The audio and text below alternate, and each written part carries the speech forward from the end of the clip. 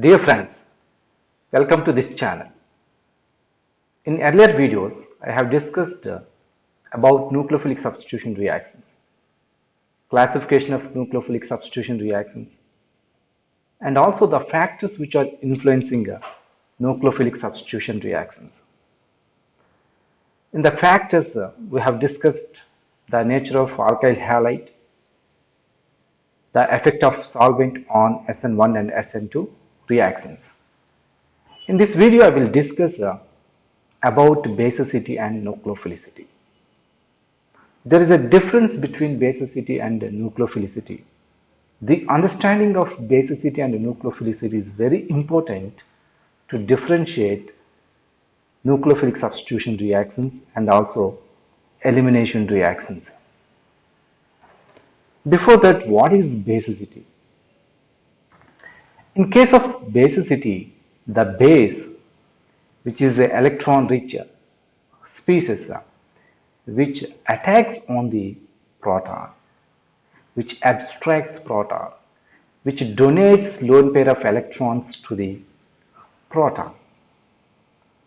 In the case of basicity, there is a equilibrium. The basicity is measured in terms of position of equilibrium. In this case, the position of equilibrium is measured in terms of Kb. Kb is a equilibrium constant. It is a ratio of concentrations of BH A minus divided by concentration of B minus HA. We know that as the stability of A minus increases or BH increases, there is a shift of equilibrium towards the right side. So there is an increase in concentration of BH and A minus, then there is an increase in Kb. When there is an increase in Kb, the basicity, the attacking nature of base on proton or the abstracting nature of base of proton increases. So the basicity, the abstracting nature of a basicity is directly proportional to Kb. And there is a term pKb. You know that pKb is equal to minus log Kb. When there is an increase in Kb, there is a decrease in pKb, and there is an increase in basicity. So basicity is directly proportional to Kb and indirectly proportional to pKb. As the Kb increases, basicity increases. As the pKb decreases, basicity increases. Since it is measured in terms of position of equilibrium, that is Kb, it's a thermodynamic parameter. Basicity is a thermodynamic parameter. If you take nucleophilicity, in the case of nucleophilicity, the electron-rich species, the lone pair of electrons on the nucleophile attacks on the carbon. In the case of nucleophilicity, the nucleophile attacks on an atom other than hydrogen. In case of basicity, the base attacks on the proton. In the case of nucleophilicity, the nucleophile attacks other than proton, mostly on electron deficient centers. In most of the time, when nucleophile attacks on the reaction center, electrophilic center, most of the time there is no equilibrium. That's why nucleophilicity is measured in terms of rate or rate constant. It is measured in terms of rate constant, that is K. It's a kinetic parameter. Nucleophilicity is a kinetic parameter. Basicity is a thermodynamic parameter. It is measured in terms of equilibrium constraint. Nucleophilicity is a kinetic parameter. It is measured in terms of rate constraint. Why basicity is measured in terms of equilibrium constraint? In most of the time, there is an equilibrium. In the case of nucleophilicity, most of the time there is no equilibrium.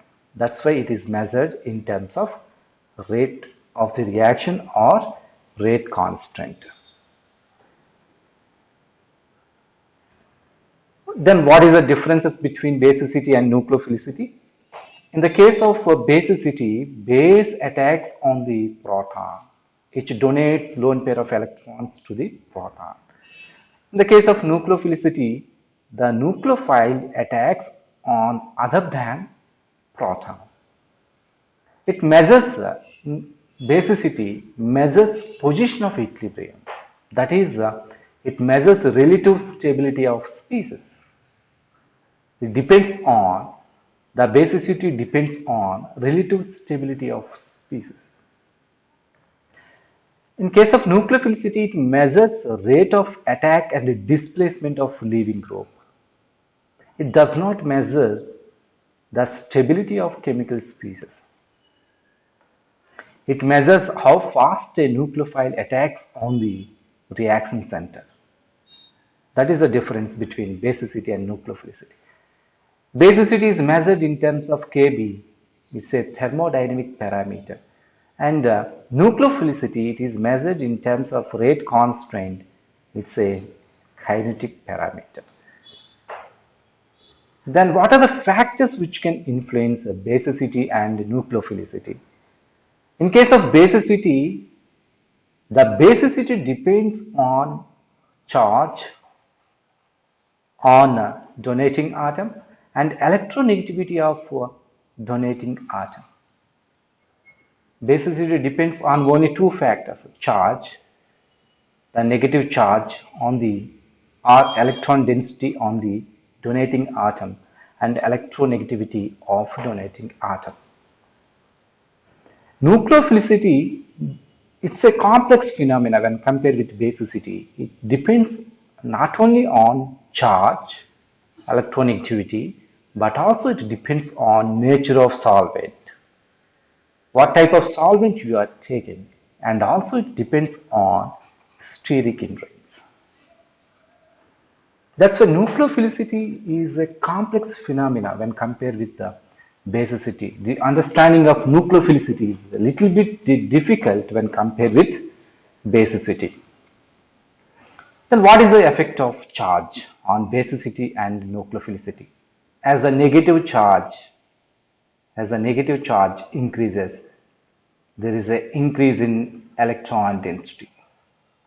As the electron density increases, the donating nature of chemical species increases. So, basicity, both basicity and nucleophilicity increases with increase in electron density on donating atom. And the second one, conjugate base is always a stronger base and nucleophile. If you take a neutral base or nucleophile, when you compare basicity and nucleophilicity with the conjugate base of neutral base or nucleophile, the conjugate base is a stronger base or stronger nucleophile when compared with the neutral one. Let us take an example. Suppose if you take H2O, it's a neutral molecule. This one has two lone pair of electrons. And if you take conjugate base, when you remove proton, you will get conjugate base OH minus. This one has three lone pair of electrons and are negatively charged. The negatively charged chemical species always are stronger than neutral molecule. Suppose if you take H2O, the conjugate base is OH minus. The basicity and nucleophilicity of OH minus always greater than the basicity and nucleophilicity of H2O.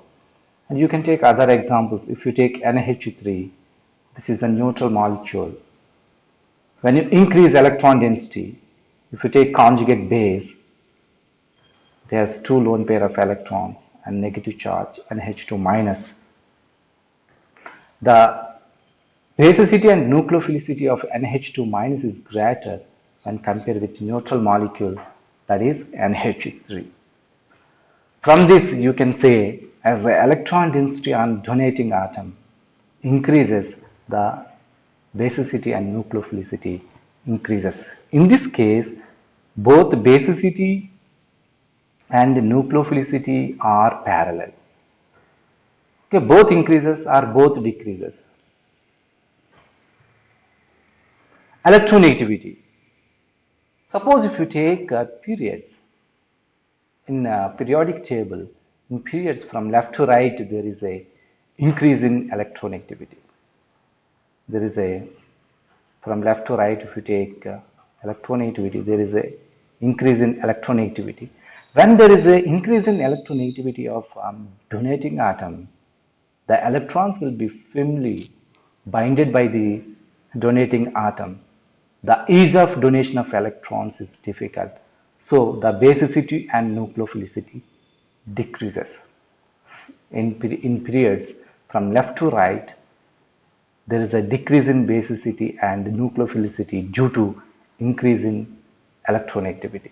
Suppose if you take carbon, nitrogen, oxygen and fluorine, if you take from left to right, there is an increase in electronegativity.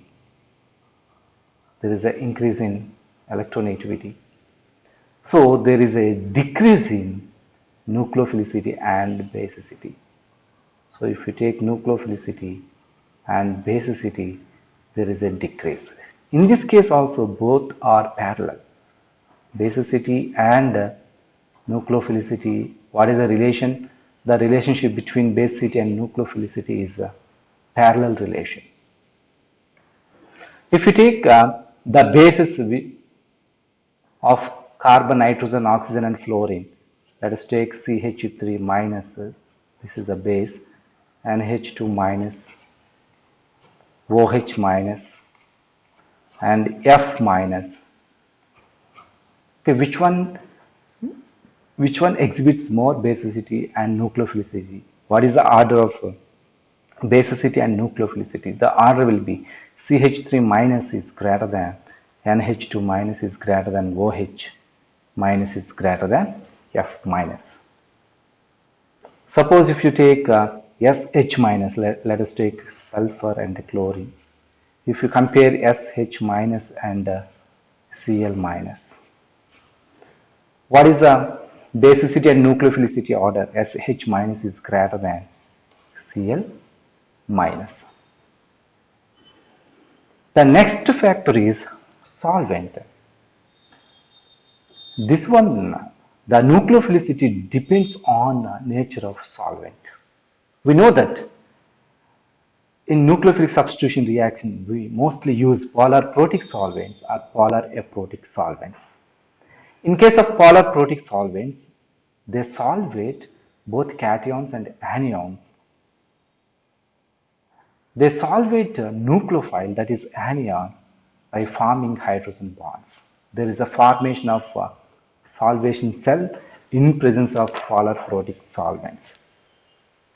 But if you take aprotic solvents, we know that aprotic solvents, they cannot form hydrogen bonds. So they cannot form solvation cell with the nucleophile.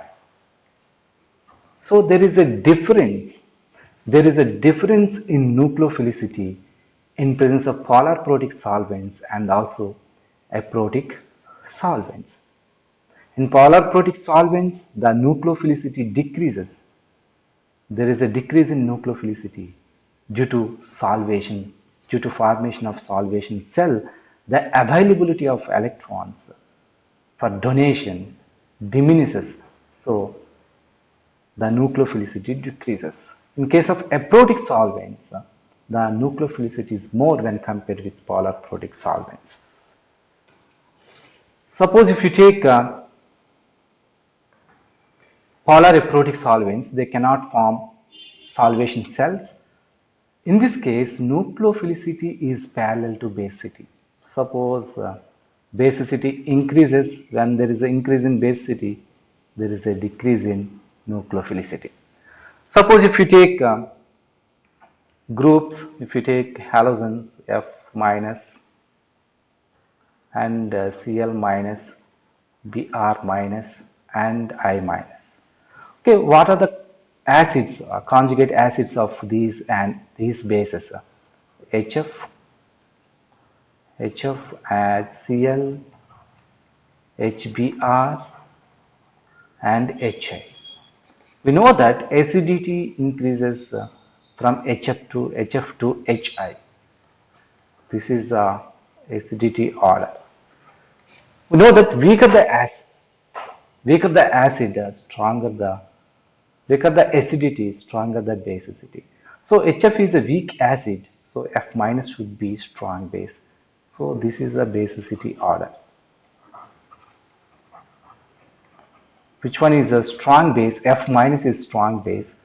And what is the order? F minus is greater than, Cl minus is greater than, Br minus is greater than I minus. In case of polar aprotic solvents, there is no solvent effect. There is no solvation. So, in polar aprotic solvents, basicity and nucleophilicity both are in parallel. This is the nucleophilicity order. So, in this case, F minus is more nucleophilic than Cl minus. Cl minus is greater than Br minus. Br minus is greater than I minus. Okay, this one is valid when the solvent is polar aprotic. Suppose if you take polar aprotic solvents, if you take F minus, this one is the electron density on F minus is very high when compared with Cl minus, Br minus, I minus, since the size of F minus is very small. So when the size of anion decreases, the solvation increases. So it will be binded with more number of solvent molecules when compared with I minus.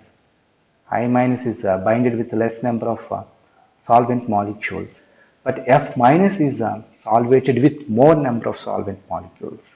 That's why there is a more decrease in negative charge on F minus. So the nucleophilicity of F minus will be diminished due to solvation effect. In this case, polar aprotic solvents, the order will be reversed. If you take nucleophilicity order, F minus less than, Cl minus less than, Br minus less than, I minus. This is the nucleophilicity order. But there is no change in basicity order. Basicity is independent of nature of solvent. But nucleophilicity, it depends on nature of solvent. So here, nucleophilicity and basicity are anti-parallel. When there is a increase in basicity, there is a decrease in nucleophilicity. What is the basicity order? Whether it is polar aprotic, this is the basicity order. F minus greater than, Cl minus greater than, Br minus greater than, I minus. But in case of polar aprotic solvents, the order will be anti-parallel to the order of nucleophilicity is anti-parallel to the basicity order. So this one is very, very important. Steric hindrance. Suppose if you take, as a steric hindrance increases, nucleophilicity decreases. Suppose if you take OH minus hydroxide, and let us take methoxide CH3O minus, and ethoxide CH3 CH2O minus, and let us take propoxide, isopropoxide,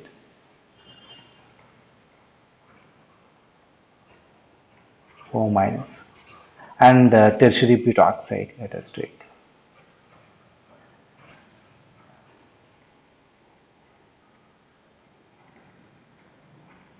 Okay, these are the hydroxide and the remaining are alkoxide. We know that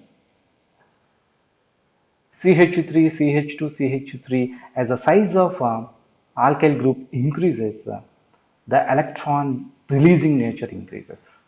So electron donating nature from left to right, there is an increase. So when there is a increase in electron donating nature, the electron density on oxygen increases. So basicity, what is the basicity order? Basicity increases.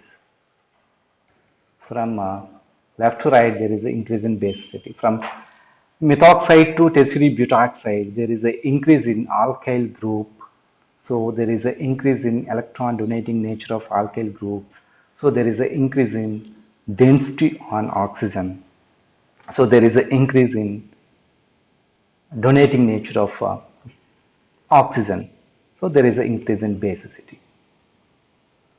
Basicity will not depend on steric hindrance. What is the reason? In case of basicity, the base simply abstracts proton, less steric hindered proton.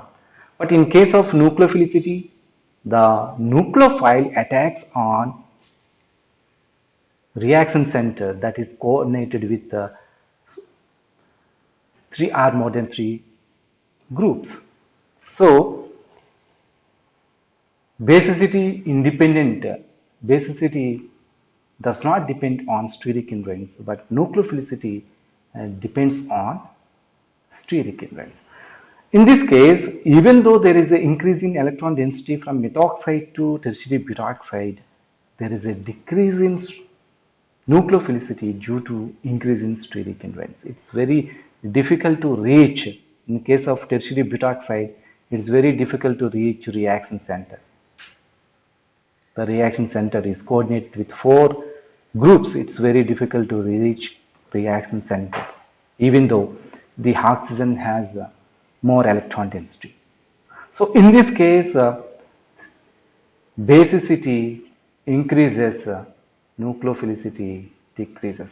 In case of alkoxides, there is an increase in basicity from methoxide to tertiary butoxide, but there is a decrease in nucleophilicity from methoxide to tertiary butoxide.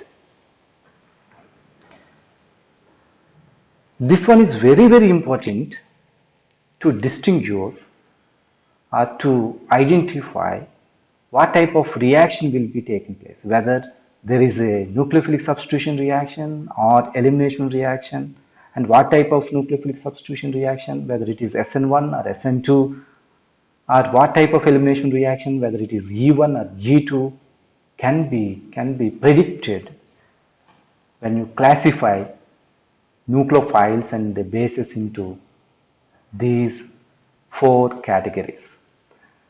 Okay. Some electron-rich species can act as only nucleophiles. It means they can attack on reaction center only. They can attack on carbon. In case of alkyl halides, they can attack on carbon, which is attached with halogen. They cannot abstract proton. They cannot abstract proton. If you take these ions, they cannot abstract proton. They can only act as nucleophile. They cannot act as bases. These are halides, Cl minus, Br minus, I minus, and sulfur containing nucleophiles, Sh minus, Rs minus, H2S, RSH, and Cn minus and R3OO minus, cyanates and acetates. These chemical species can act as nucleophiles. They can exhibit only nucleophilic substitution reactions. Nucleophilic substitution reactions. Suppose if you take these species, they can abstract only proton. They can abstract proton. But they cannot attack on reaction center. They cannot.